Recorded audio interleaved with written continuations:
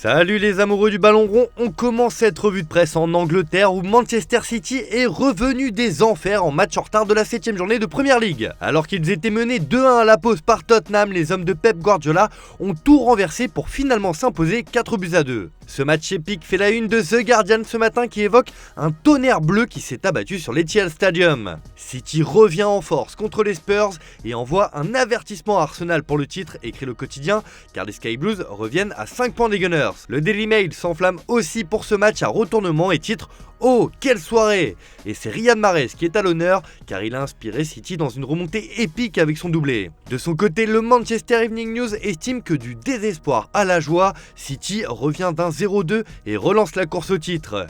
Enfin, le Daily Star s'en prend à Hugo Lloris et lâche un cinglant Hugo Laboulette sur sa couverture. Selon le tabloïd, le gardien français est sous le feu des critiques car il serait coupable d'une nouvelle erreur qui a coûté cher à son équipe. Les temps sont durs pour l'ancien gardien de l'équipe de France.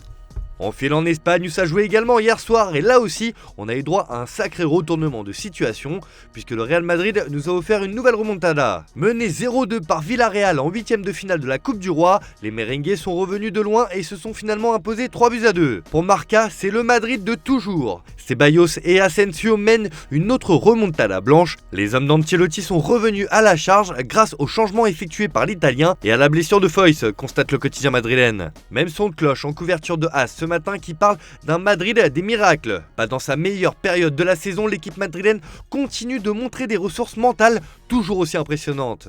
Chez l'ennemi catalan, ça jouait aussi pour les 8ème de finale de cette Coupe du Roi. Et pour les Blaugrana, cela a été une balade de santé avec une Manita 5-0 contre Ceuta, club de 3ème division espagnole. Cela fait les gros titres de sport ce matin qui estiment que la mission est accomplie avec une victoire écrasante. Le Barça s'est qualifié pour les quarts de finale de la Copa del Rey lors d'un match très réussi. Le sentiment est le même pour Mundo Deportivo qui placarde en avant toute.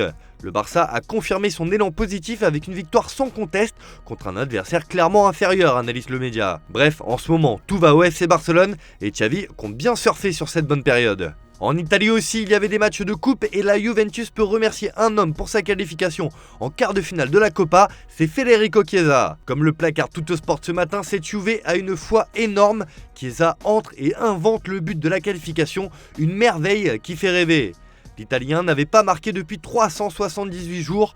Je suis heureux, mais nous devons mieux jouer, a-t-il déclaré. La vieille dame l'a donc emporté 2-1 contre Monza et c'est un véritable soulagement, comme le rapporte le Corriere dello Sport, qui met aussi en avant Chiesa qui entre, marque et emmène la Juve en quart de finale. De son côté, la Gazzetta dello Sport parle de la magie de Chiesa avec son super but.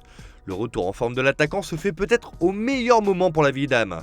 Allez, on va parler du match qui a attiré l'œil du monde entier, la dernière danse entre Cristiano Ronaldo et Lionel Messi dans ce match amical entre le PSG et une équipe All-Star des clubs d'Arabie Saoudite. Et comme le résume parfaitement le Parisien ce matin dans ses pages intérieures, à Riyad, il n'y en avait que pour Messi et Ronaldo. Le PSG s'est imposé ce jeudi contre la Riyad Season Team 5-4 au terme d'un match spectaculaire marqué par l'immense accueil des fans pour Lionel Messi et Cristiano Ronaldo, dont c'était la première sortie officielle en Arabie Saoudite. L'équipe estime que c'était Ronaldo 2, Messi 1. Le Portugais, pour son premier match en Arabie Saoudite, a inscrit un doublé. Il a été plus décisif que son grand rival argentin. Cette confrontation entre les deux goats du football fait évidemment le tour du monde ce matin et fait aussi les gros titres en Arabie Saoudite où Arab News estime que Cristiano Ronaldo brille mais le PSG s'impose. Dans ses pages intérieures, le Daily Mail écrit sa tristesse de voir que c'est ainsi que se termine une grande rivalité. Au Portugal, Ojogo indique que CR7 perd mais retrouve ses jours heureux, alors qu'en Espagne, Marca y voit des vieux souvenirs car CR7 et Messi sont impitoyables, même dans un match amical. Pour le Corriere dello Sport, ce match au sommet entre CR7 et Messi ressemblait à un cirque, mais c'était la dernière grande confrontation entre les deux champions. Enfin, ce n'est pas passé inaperçu non plus en Argentine, où El Tribuno placarde que Messi gagne le duel avec Cristiano, alors que pour El Dia, Messi continue de s'épanouir et gagne le duel face à Cristiano. Et les deux stars se sont envoyés des mots doux après la rencontre sur Instagram, où par exemple CR7 a publié une photo avec son éternel rival et la légende suivante.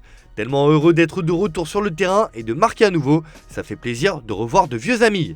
C'est la fin d'une ère dans le football. Allez, on termine ce tour de la presse avec un peu d'actu mercato et on touche au but dans le dossier Memphis Depay. Comme l'indique Mundo Deportivo sur sa une ce matin, le néerlandais s'entraîne désormais avec l'Atlético de Madrid.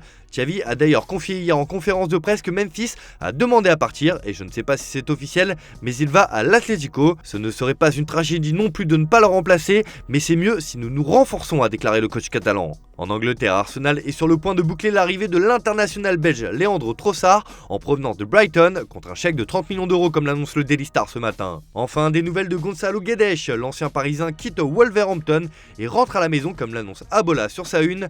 L'attaquant est prêté à Benfica jusqu'à la fin de la saison. Voilà, c'est tout pour ce matin. Bonne journée à tous, merci de votre fidélité. N'oubliez pas, on se retrouve en fin d'après-midi pour le JT Foot Mercato.